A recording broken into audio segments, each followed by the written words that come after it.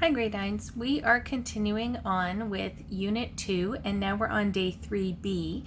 In this lesson we're going to be looking at power of a power rule again, but now we're going to expand this not just when there's a variable base, but when there might be a number as the base of our power, or when there's kind of multiple terms, when there's a coefficient and a variable.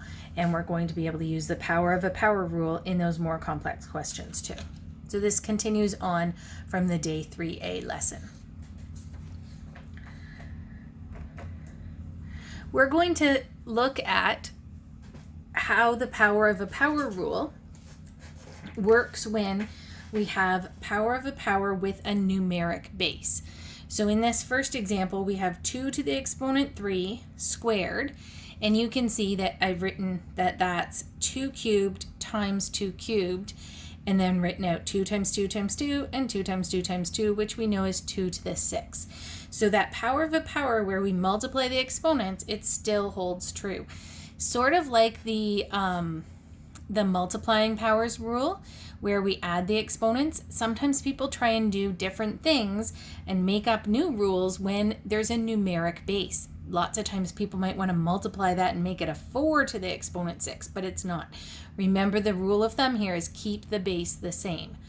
If it's a numeric base, we can then evaluate it. 2 times 2 times 2 times 2 times 2 times 2, I think that's the right number of 2's, is 64. So the next one, we have 3 squared to the exponent 3.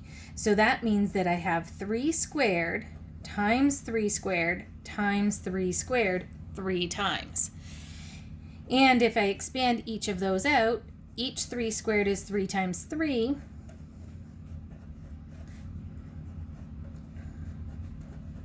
So I end up with 1, 2, 3, 4, 5, 6 3's all multiplied, which is 3 to the power 6, or 3 to the exponent 6.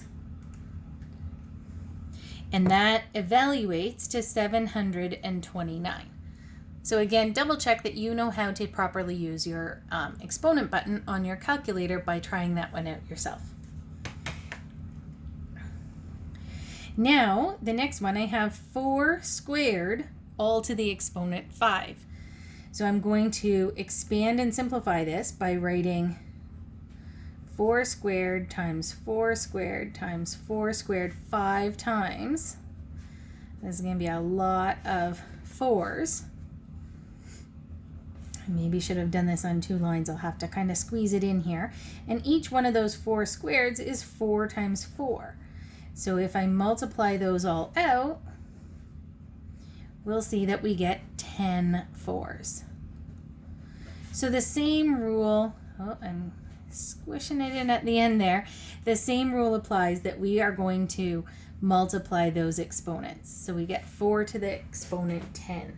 Now that might be too big. No, it works on my calculator. It is very big. 1,048,576. Really big number. The next one, 10 to the exponent 7 squared. So that means this is 10 to the 7 times 10 to the 7. There's 2 of them because it's squared. This one I will need a second line to really squeeze this in. So the first 10 to the 7, I have 7 10's all multiplied by each other. 1, 2, 3, 4, 5, 6. Oh, one more. There's my 7 10's in the first one, and then again.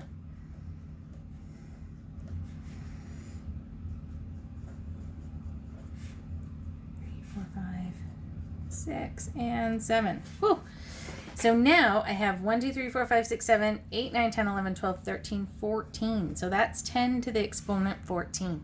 And I actually don't need to use a calculator for this one. You may see a pattern here, but if you have 10 to any power, that exponent is just how many zeros there are. So I'm going to put a 1, and I'm going to write 14 zeros. 1, 2, 3, 4, 5, 6, 7, 8, 9, 10, 11, 12, 13, 14. Just squished it in on the page. So I don't even know how big that number is. I'm going to put my commas in to separate. So that would be ones, thousands, millions, billions, 100 trillion. That's a big number. But that's a good rule that always works for powers of 10. So we see here that the same rule works, but the key to remember, and the reason we do this separately to really emphasize this, it's so important to keep that base the same.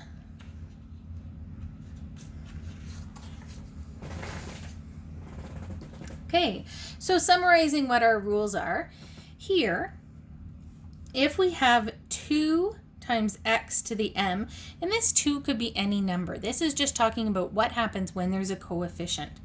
We're going to have to acknowledge that that 2 is also going to get multiplied by itself this many times. The rule here is that this will be 2 to the exponent n, and then x to the exponent m times n. I'm using a little dot to show multiplication there, just I don't want to put an x for the multiplication symbol because it might look like my x variable.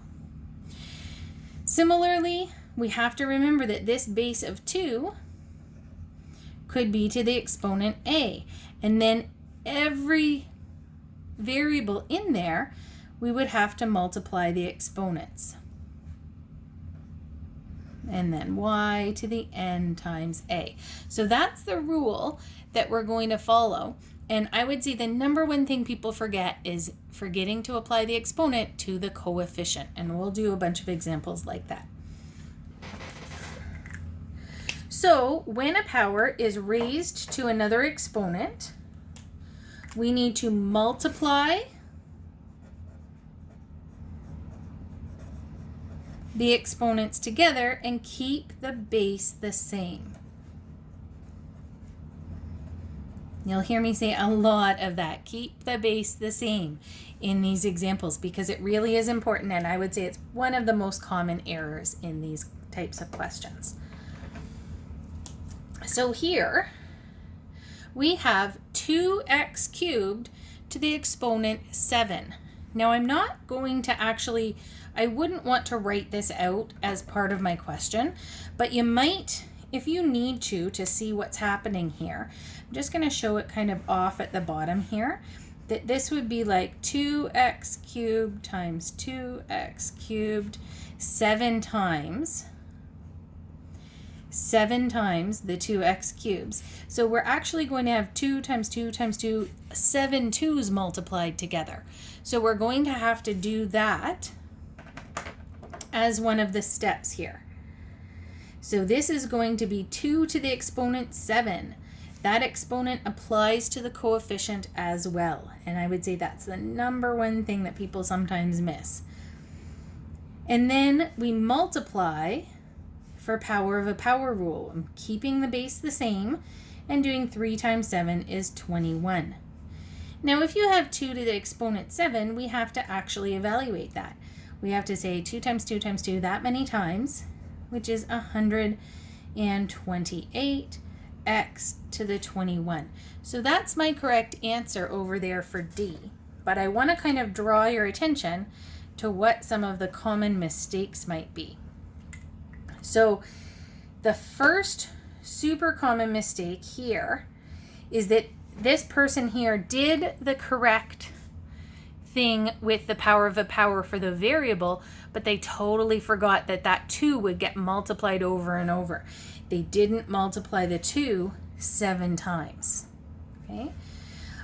This person for A forgot that it was a multiply rule, and they went back to the day 2 rules when we're multiplying 2 things with the same base and you add exponents. So this is not, that's a common mistake. This one here, people get wrapped up and say, oh, I multiply the exponents. So sure you do. You multiply 3 times 7, but do we multiply 7 times 2? That 2's not an exponent. It's a coefficient. So that 2 goes 2 to the exponent 7. We're not doing multiplying there. We have to use our exponent. So that kind of shows you some of the common mistakes people might make on these kinds of questions. And we'll do a bunch of examples. You'll get much more used to it as we go. So in question 1, it says simplify. If we have numbers that we can use to actually evaluate, we're going to do that as well. So 4x squared to the exponent 3. Remember that this exponent, it applies to the 4, and it also applies to the x squared where we're going to use the exponent rule. So this is 4 to the exponent 3, and then here we're using power of a power. X squared to the exponent 3 is x to the 6. We multiply. But I didn't forget that the exponent 3 went to that 4, the coefficient 4 as well. Then I would do 4 times 4 times 4, or 4 cubed, which is 64 x to the exponent 6. This one's pretty similar, but we're going to do kind of top and bottom and then divide our answers.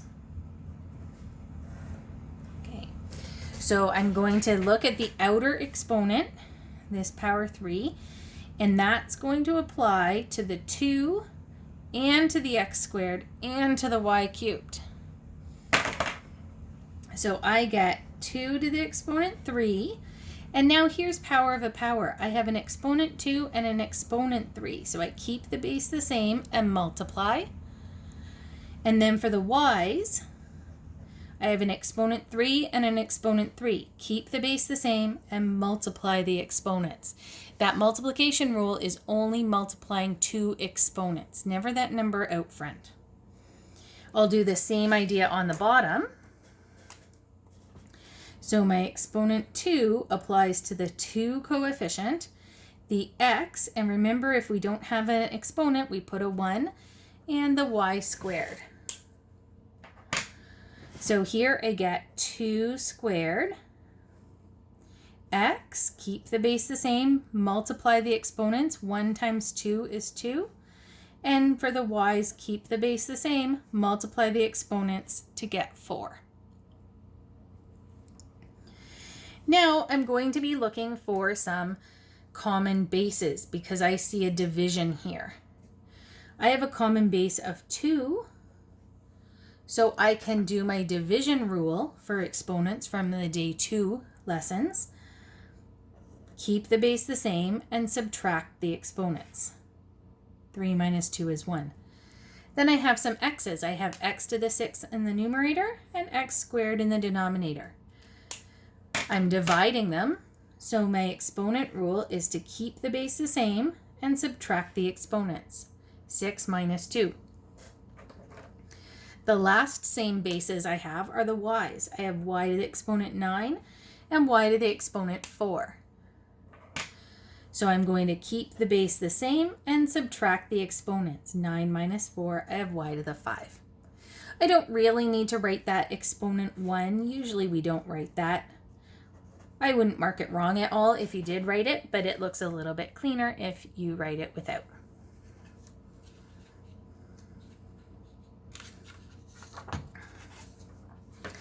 Another example, this one has all number bases and no variables. So we're going to do the same thing. We're going to look at our exponents. And we see a base and a power of a power. So here I have 5 to the exponent, and now I'm going to multiply using my power of a power. This one is not just a number coefficient, it's a power itself. It's just the base of that exponent. So multiplying the exponents, 3 times 4 is 5 to the exponent 12. And I don't want to evaluate this because that's a really big number. And if I keep working, I think I'm going to get some much nicer, smaller numbers. Now I have a base of 7, an exponent of 4, and all to the power 5. So this is going to be the power of a power rule with that base 7. So here I have 7, I can put brackets there, and I'm multiplying my exponents. 4 times 5 is 20. I'm going to do the same on the bottom. Power of a power, keep the base the same, multiply the exponents, I get a 6, and keep the base the same, multiply those exponents, we've got 15. So now I'm going to consider, so I multiplied each of those, I'm going to consider my same bases. I have base 5 and base 5, and I'm doing some division. So I know the rule here is to keep the base the same. I'm saying that over and over because it is really this important. And subtract your exponents. So 5 to the exponent 6. And then with my 7s, these are going to be some big numbers still. Keeping that base the same and subtracting the exponents. I'm going to need to go on my calculator and figure these out. So 5 to the exponent 6 is 15,625. And 7 to the exponent 5, I bet, is even bigger than that. Yeah. 16,807. So this is a pretty big number. It may not be expected to evaluate such big numbers, but I suppose if you've got your calculator, it doesn't much matter.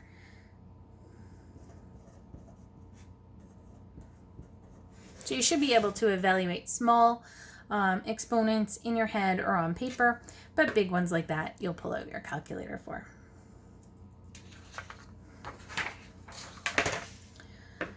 Okay, this one's a bit of a thinking question.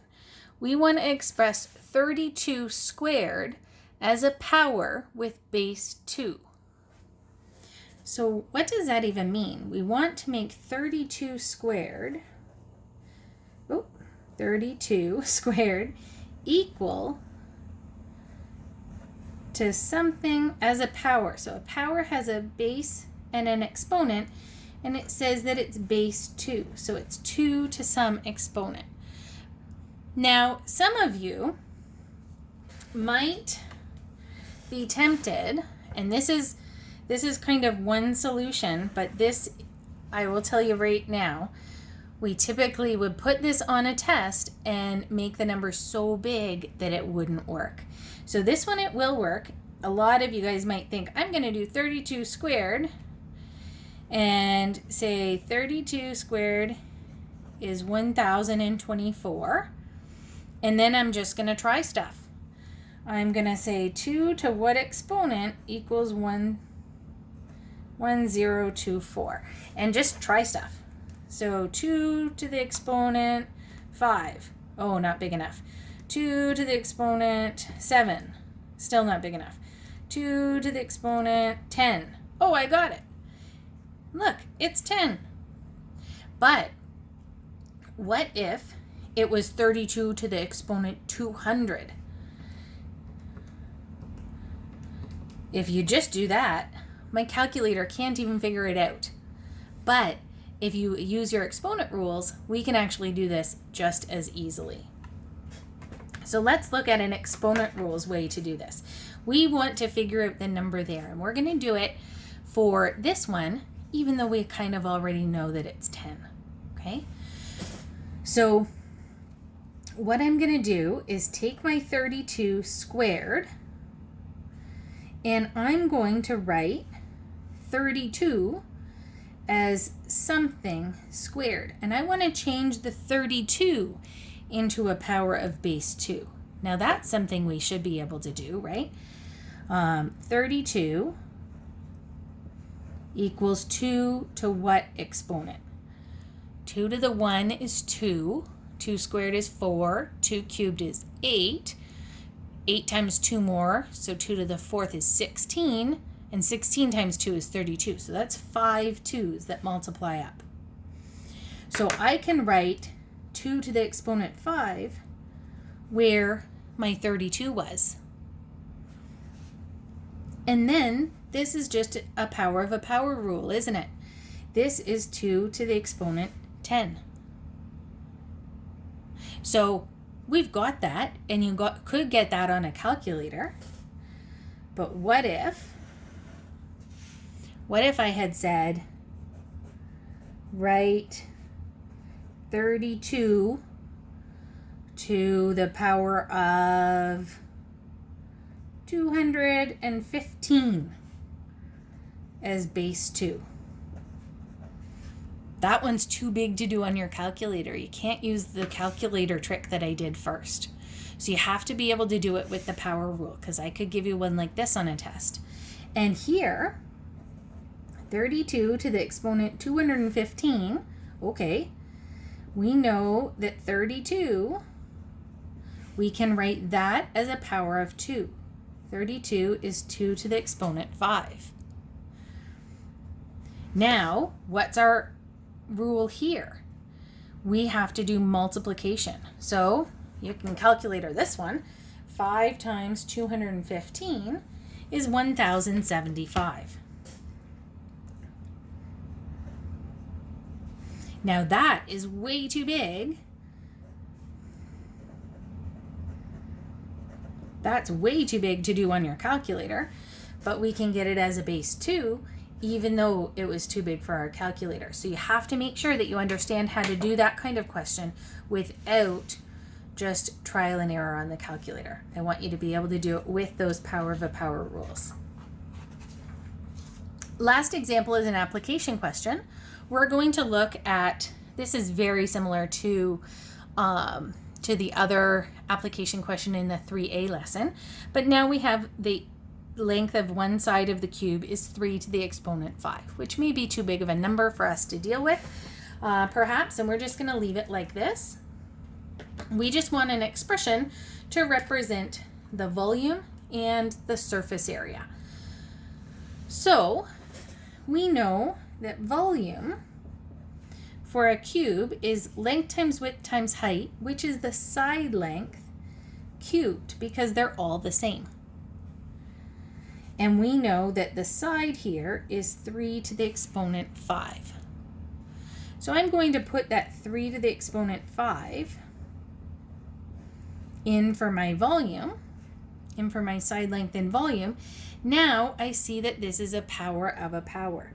So this is going to be 3, and I'm going to multiply those exponents. Keep the base the same, multiply your exponents. So it's 3 to the exponent 15. And you could work that out on your calculator if you wanted, but it just says find an expression. It doesn't say actually evaluate it. So surface area, remember we talked about this in the last lesson. Your surface area is the area of each side of the cube added up. And there's 6 sides on a cube. So it's 6 times the side length squared. Now again, we know our side length is, so it's 6 times 3 to the 5 squared. So this is 6 times, and power of a power, I'm going to multiply the exponents and get 3 to the exponent 10. Now, if you were evaluating this one, be careful to use BEDMAS. Some people might be tempted, I think, to say, oh, that's 18, and then do the whole thing to the exponent 10. I'm going to evaluate this one.